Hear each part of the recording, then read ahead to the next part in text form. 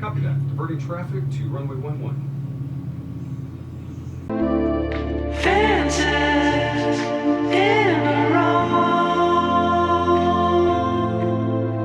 Hey yo, what's up dorks? Welcome back to my channel. Today I wanted to go down memory lane and revisit my first gaming PC, which at the time wasn't even the greatest, but hey, if you're a struggling high school student with no money, what can you do? I built Agnus around December of 2015, but I wasn't alone in the process. In fact, I barely contributed due to me being a beginner in this PC process, but my buddy Eldon helped me find a way. Some of the parts we used were from him, such as the graphics card and the CPU, but everything else I had to buy new. Now, let's get into the meat and potatoes.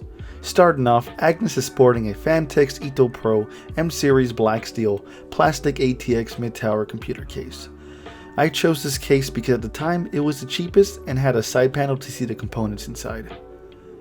Moving along, for the motherboard, Eldon sold me an MSI A78M E45 motherboard since he already had the CPU to go with it and it had what I needed at the time. For RAM, I chose G.SKILL Sniper Series 2 sticks of 4 gigs of DDR3 RAM running at 1866 MHz.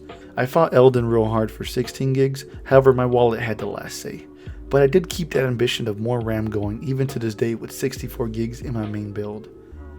Moving along, for my CPU, I bought off my buddy's AMD Athlon X4 860K. At the time, this was a very nice budget CPU, used for mainly gaming builds on budgets, and 1 year later it was still going strong. Power-wise, I chose an EVGA 880 Plus white 500 watt power supply. Brand new since I do not want to cheap out on a power supply. Agnus is rocking a Western Digital Black 1TB, and lastly my GPU was an EVGA GeForce GTX 550 Ti, which had 2 gigs of GDDR5 memory. And isn't she a beauty? The parts I bought came out to be about $213.87, while the parts I bought for my boy came out to be about $100, I believe. In total, I must have dropped around $300 to $330 for this rig, which wasn't honestly a bad deal. The first graphics card I had in here was the 550 Ti. Unfortunately, it did not support a regular HDMI, coming bundled with a 1 mini HDMI and 2 dual-link DVI-I HDCP ports. Remember that comes back into play later. About a year after my initial setup, my buddy offered to sell me his Zotac GeForce GT640. Now granted, it only had 1 gig, however, it did support a legit HDMI port and had better power consumption, so I bought it. Unfortunately, I gave it to my buddy a couple years ago while getting him into PC gaming as well, but prior to that, I performed one last upgrade to Agnus. This time I sported her with a PNY GeForce GTX 1050 Ti with 4 gigs of DDR5. Best upgrade I could give her before she starts to bottleneck me. I sold my 1050 Ti to my cousin a few months ago to help him with his first build as well. But after all these years, I am still stuck with the GeForce 550 Ti, and I wanted to run some benchmarks for you fine folks. However, I have lost my adapter and none of my DVIs actually work with the dual-link DVI-I port. I ordered one, however, due to the Rona, my local Best Buys will most definitely not have an adapter, and to order one will take a couple of days. But I'm gonna gut Agnus real soon, so it doesn't really matter. So I did what no sane man would do. I paired an 860K with the Palit Geforce GTX 1060 dual 6 gig GPU. Now for all intents and purposes, this is by no means a real benchmark and it will be bottlenecks off the back due to the CPU. I really wish I could have shown you guys my 550 Ti benchmark, but time is of the essence and I will upgrade her ASAP. Starting things off, we have Halo Master Chief Collection. Not a very intense game, but we did see great results at 1080p and native 2K. But that can't change the fact that I suck at legendary firefights.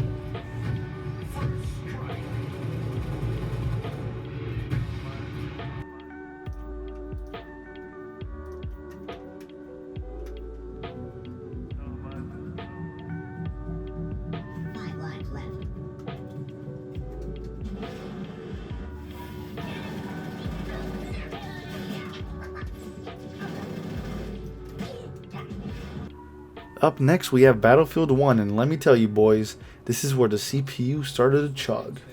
In Halo MCC, we could at least achieve 60 FPS with a decent looking picture, but by golly, check out the frame rate on this bad boy.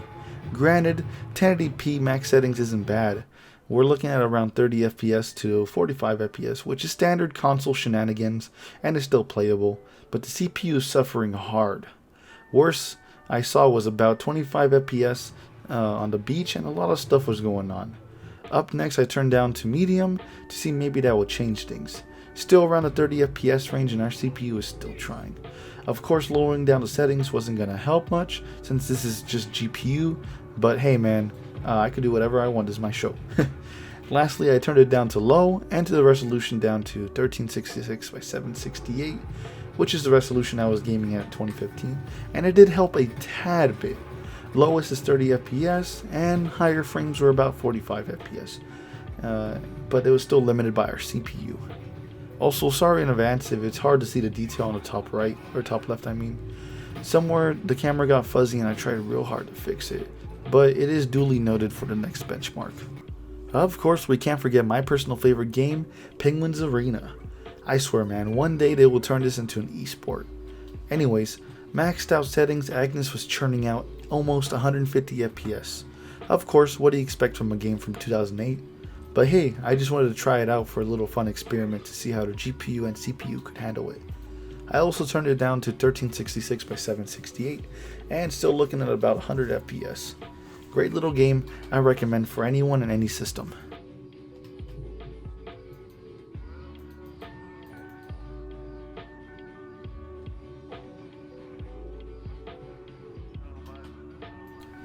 Up next, I wanted to try Black Ops 2, a game that came out around the era that I know would absolutely be destroyed by my setup back then. And looking at 2K at max settings, it appears it handles it without a hitch, minus a bit of screen tearing here and there, but at 130 FPS we can't go wrong. I'm pretty sure my GTX 550 would be able to run this at 60 FPS easy.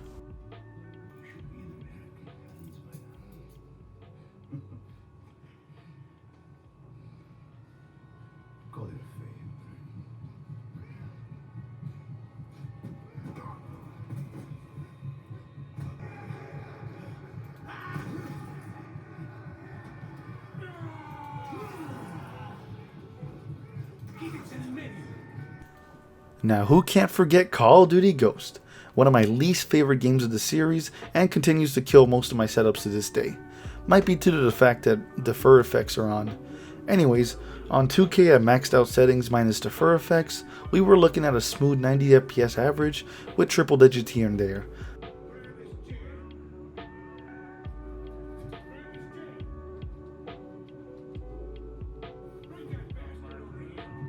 But once we got to the jungles, things got interesting. With all the vegetation, we reached around 45 to 60 FPS.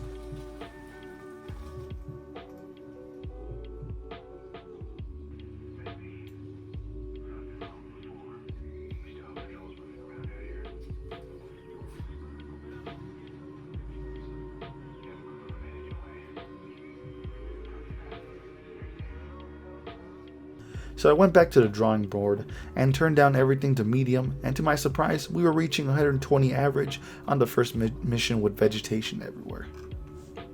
So the legend goes. Come on now. You don't honestly believe that story's true? Yeah, I do. Come on, let's head back to the house. Let's go. Shake a leg.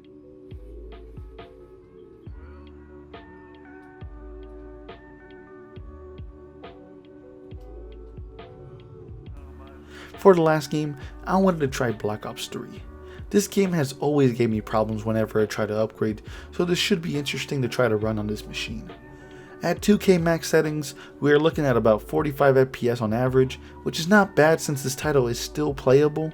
So I went back to try turning things down to medium to try to get 60 FPS, and we bumped up to about 50 FPS average, but it was almost the same. And once we got outside with more action, it got terrible with about 30 FPS average. This time you can see this poor CPU struggling to keep up with the GPU, but to no avail, literally running at 100%. Yo, Future Wall here guys, what's poppin'? You guys remember how I said that I bought a mini HDMI adapter to try to run games on the 550 Ti? Well, it got here on time and I haven't replaced Agnus's old parts yet, so I can actually benchmark it. Funny enough, it took me a few boot ups to try to get the 550 Ti to connect to my monitor. I fidgeted around and tried to push it as hard as possible, and to no avail. Lastly, I opened up my PC and pushed the HDMI inside the port as hard as I can, while I was also pushing my cards towards it, and it worked.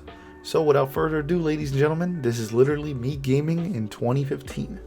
Starting things off, I wanted to try a classic, Call of Duty Black Ops 1. Not only do I love this game, but it came out a year before this card did, so things should run no problem on a 2011 card. And would you know it, at 1366 by 768, the resolution I was playing on at the time, max settings as well, I was getting a consistent 60 FPS. Now granted, it did dip a little bit during gameplay and a few explosions going off, but I am very happy with the results. Funny enough, I tried running it at 1080p max settings as well, and by God, I got 60 FPS consistently, even with a few minor bumps. Sacrifice me, son. We Russians know this better than anyone.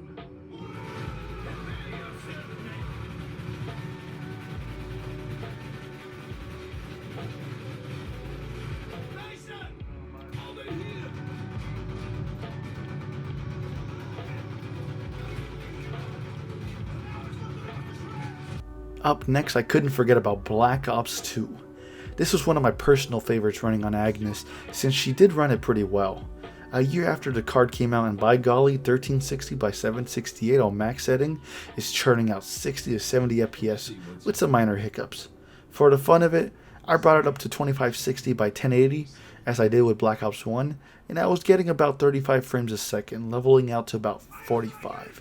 Still playable, but I just stuck to 1366 by 768 at the time.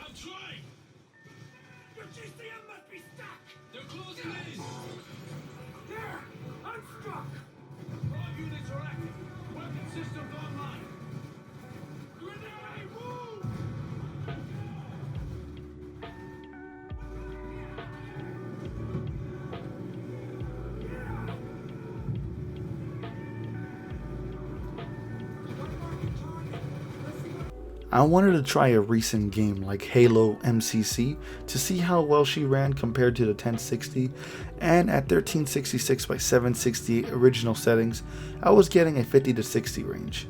Still playable and pretty fun.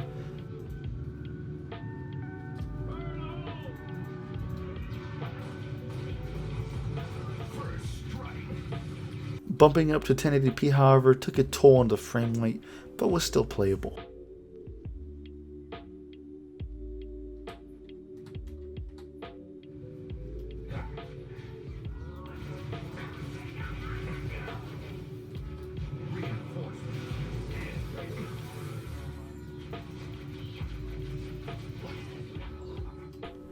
Black Ops 3 was by far the worst in our results.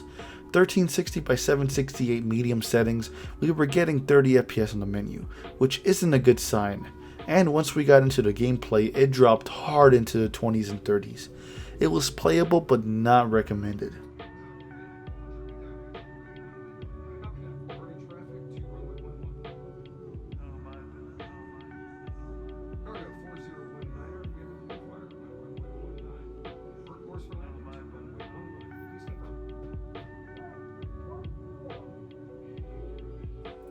Learning from my mistake, I brought everything down to low, which has always been how I was playing back in the day, and we got 30 FPS up to 50 by the end of it.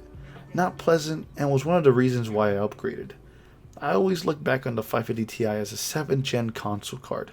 It ran fine up until Black Ops 3, which was the end of the line for the Xbox 360 and PS3. It was time for me to upgrade as well. All is good down here. Possible malfunction at your end? Fire now. Firing.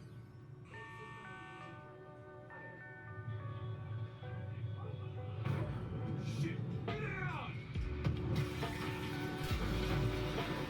Lastly, I wanted to try to run one of the last AAA games that could barely run on the system at the time, Battlefield 1. I remember trying to run the beta on Agnus, and she was really struggling, churning out 30 FPS at the beginning of the match and bringing it down to 20 by the end of it, but it was still super fun. Nowadays, running at 1360 by 768 on medium presets, I was at 30 FPS. Not bad, but not great. But it did serve me well at the time.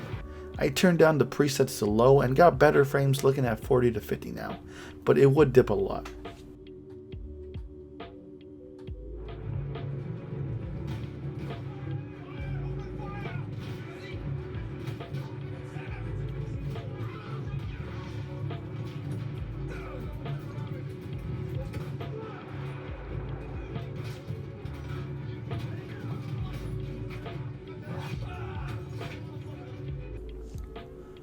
Anyways, there you have it folks, that is Agnus for you in a nutshell.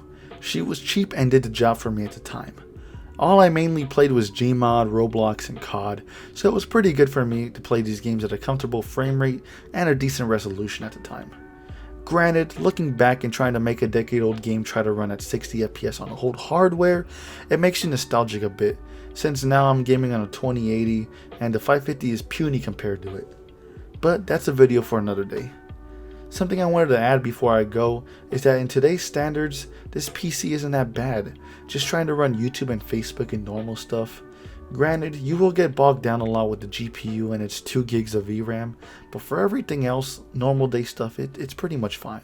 One problem I did encounter a lot was that my drive was being ran at 100% for absolutely no reason. This would slow down programs to a halt, all thanks to Windows' stupid apps trying to keep me safe. I blame mostly Windows for doing these background tasks, however this drive is old and it may already be failing. That's one problem I do have with Windows 10 on my older machines. The drives are always at max capacity, even at a fresh install, but that could also mean the drives are dying, so who knows. Anyways, thanks for sticking around guys. Hope I didn't bore you to death with my voodoo tech talk. I just wanted to go back on my old PC and play a few games. Reason I am bringing her up now is because I will be getting her to make a new PC with the aforementioned 1060 and a Ryzen 5. Of course the motherboard won't allow this PC, so I also bought a lot of new parts. This will be mentioned all in my new video, so keep an eye out for that one. Anyways guys, if you like this, then comment on what I should benchmark next, and don't forget to smash that mother truck and subscribe button dude, and like this video if you like it, or don't, I don't care. Anyways, don't forget to tip your waitresses boys, and I'll see you later.